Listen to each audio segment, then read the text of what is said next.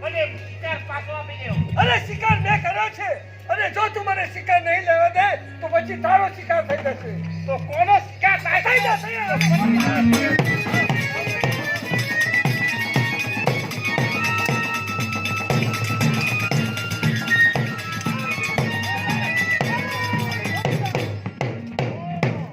શા માટે મને જરા જંગાલો ફરી રહ્યા યાદ છો? કરીને અમે મારું નામ છે રાણો રામસિંહ. ઓ રાણા ગામના પાદરે તે મારું હારા અપમાન કર્યું અને અપમાનનો બદલો રાણાએ તો કેન્ડો લઈ લીધો છે. તો રાણા ફરી પાછ તું મારા બચાવ્યો છો.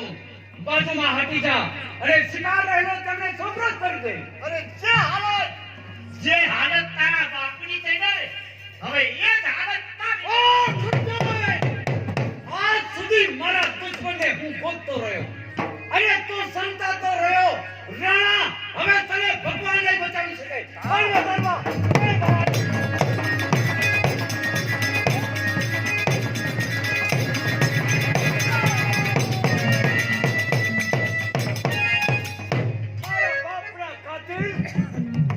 આજ મારા બાપના કાતિલને માર્યો છે. શેરને બદલો લીધો છે. જુવાન આપ કોણ છો? આજે તું મને ન ઓળખે. દિલ્હી સલ્તનત તો અકબર ખાન બાદશાહ હું રહેલો છું. અકબર શાહ શહેનશાહ પોતે. અરે કાંઈ તારું નામ? અરે નામદાર આપણા દરબારમાં માનસિંહ ઠાકોર નોકરી કરતા હા એમનો દીકરો છું. મારું નામ છે હમીદ. સાબાસ હમીદેવ, તમારી વીરતાને હું ધન્યવાદ આપું છું. આજે હમીદેવ જો તમે ના હોત તો મારો જીવ જોખમમાં હતો. મારો અંગરક્ષક કોણ કે શેરખાન. આજે શેરખાને મને દગો દીધો છે અને મારી સાથે એ શિકાર કરવા ન આવ્યો. તે મને આજે જીવનદાન આપ્યું એ બધામાં હમીદેવ તમારા ઉપર આજે હું ખુશ થયો છું. માગો આજે તમે માગતા ભૂલો છો. માગો આપનું વચન નામદાર. ના હમીદેવ, આ દિલ્હી અકબર ખાન બાદશાહ સલામતું વતન છે. તો સમય આયે વચનની માગણી કરીશ નામદાર. પણ પત્ર તમારો જે લખેલો એ મને મળ્યો છે. તમારો પત્ર વાંચી વેળા તકે હું આપના દરબારમાં આવ્યો છું. ચાલો દિલ્હીમાં. પાસે સલામત આપણી પાછળ પાછા આવતો હતો પણ રસ્તો ભટકવાથી હું પાછા ફરી ગયો હતો. શેરખાન, આજે તે મારી સાથે દગો કર્યો છે. નહીં બાદશાહ સલામત, મેં દગો નથી કર્યો. હું રસ્તો ભટક્યો હતો એટલે આવડા રસ્તે ચડી ગયો હતો. શેરખાન, બાળકને હતા મારે અને ઓલા રાણા રામસિંહને ભેગાડું થયું અને મારો જીવ જોખમમાં હતો. અને આ બુદ્ધિ કોટાના માછકજી ઠાકોરનો દીકરો હમીરદેવ એની મારો જીવ બચાવ્યો. અને જો હમીરદેવ જેવો સામંત મારા દિલ્હીના દરબારમાં હોય તો મારો રખોપા થાય. અને આજથી મારા અંગ રક્ષક તરીકે તું હતો પણ હવે તને નાબૂદ કરું છું અને મારો અંગ રક્ષક તે હમીરદેવ છે. આજથી એ હમીરે તમારો અંગરક્ષક છે. કઈ વાંધો નહીં. ચાલો ચાલો આપણા દિલ્હી દરબારમાં. મારો નંબર પટો તો તેને આપણો પડ્યો છે પણ કઈ વાંધો નહીં. હવે દિલ્હીના દરબારમાં રાજ રમત મંડળ છે.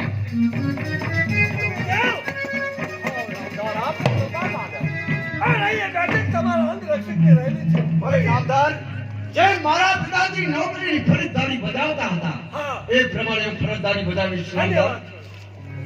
બાદશાહ સલામત, શેરખાન, એ આપને તો યાદ હશે કે આજ દિલ્હીના દરબારની અંદર એક વખત ચર્ચા યોજાઈ હતી અને એ ચર્ચાની અંદર માનસિંહ ઠાકોર એ જવાબ આપવા માટે બંધાયેલા હતા સાચી વાત કે આ દિલ્હીના દરબારમાં સિકંદર ખાન અને 72 ઉમરાવો હિન્દુ ભાઈઓ અને મુસલમાન ભાઈઓની હિન્દુ ભાઈઓની 2 સીટો વધારે છે.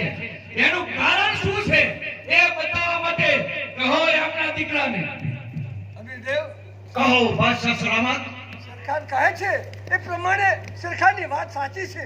તમારા પિતાશ્રી આ દિલ્હીના દરબારમાં કહેતા હતા કે જ્યારે હું બુદ્ધિ કોટાએ જઈને પાછો આવીશ ને ત્યારે આ પ્રશ્નનો જવાબ આપીશ. હજુ આ પ્રશ્નનો જવાબ એ અમને નથી મળ્યો. મારા પિતાજી તેનો જવાબ ન કરી શક્યા. એ જવાબ દેવા માટે હમીર તૈયાર છે. તો કહો. તો સિકંદર ખાન અને 72 ઉમરાવ. ખાન કહેતા તમે મુસલમાન રાજાઓ, હા. ઉમરાવ કહેતા અમે હિન્દુ દરબારો. તમારું મુસ્લિમ રાજ હોવા છતાં અમારા દરબારોની 2 બેઠકો તમારા દરબારમાં કેમ? હાથી. તો સાંભળો નામદાર, અમારા ક્ષત્રિયોના વટ છે બે વટ. પહેલો વટ, જ્યારે ક્ષત્રિયો યુદ્ધના પંથે પડે માથું ઉતારી સારા 3 દિવસ યુદ્ધ કરે છે. અમારા ક્ષત્રિયોમાં આવા સુરા પેદા થાય. તમારા મુસલમાન રાજાઓમાં કોઈ સુરા ના હોય. એક તો સુરાની સીટ છે. હા હમીરદેવ બરાબર છે. એટલે કે તમારી બે બેઠકો વધારે છે. એમાં એક વટ એવો રહેલો છે કે ક્ષત્રિય સંતાન પોતાનું મસ્તક કાપીને સાડા 3 દિવસ સુધી યુદ્ધ કરી શકે. અમારા દરબારોમાં આવા સુરા પેદા થાય. તમારા મુસલમાન રાજાઓમાં કોઈ સુરા ના હોય. આવા હળહળ કળિયુગની અંદર પણ હા. તમારા ક્ષત્રિય સંતાનમાં અત્યારે પણ એ વીરતા રહેલી છે. એની એક સીટ વધારે છે. હા. તો કહો હમીરજી કે આ બીજી સીટ વધારે છે એનું કારણ શું? તો બીજી સીટ સારી છે કે ક્ષત્રિયો જ્યારે યુદ્ધમાં મરણ પામે એમની ધર્મપત્ની ખોળામાં મસ્તક લઈ અને જેમાં ભેગી પડે છે. અમારા દરબારો ક્ષત્રિયોમાં આવી સતીઓ પેદા થાય. તમારા મુસલમાન રાજાઓમાં કોઈ પણ સતી ના હોય. બસ કરો હમીરજી. સતીની સીટ રહેલી છે. ના બની શકે. આ હળહળ કળિયુગની અંદર આપ કહો છે કે અમારા ક્ષત્રિય સંતાનના ઘરેથી તમારા ધર્મપત્ની તે સતી હોય છે. હા. આ કળિયુગની અંદર કોઈ સતી નથી. શેર ખાન, હાલ કળિયુગમાં મારા ઘરથી સોન એ સતી રહેલી છે. આપ કહો છો તેથી માની ન લેવાય કે તમારા ઘેરથી સોન તે સતી રહેલી છે. અરે જો સતી ના હોય તો શેર ખાન તમે કહો કે શરત હારવા માટે આજે હમીર ગયા તો છો. હું પણ હારવા માટે તૈયાર છું. તો કહો શાની શરત કરો છો મારા સામે? એમને ન થજો બાદશાહ સલામત. આમાં મંડળ જણા હોડમાં આવી ગયા છો. જે બોલો એ વિચાર કરીને વધો. આદલનો ઇન્સાફ રહેલો છે. આ દિલ્હીનો દરબાર છે. અહીંયા મુખના કરાર નહીં ચાલે. તાંબાપત્રના લેખ ઉપર હાલત કરારનામા થશે. જરૂરથી આજે હું દિલ્હીના દરબારમાં તાંબાપત્રના લેખ ઉપર લખી આપું છું કે કદાચ હમીરદેના ઘરેથી સોન સતી નીકળે તો શેરખાનનું મસ્તક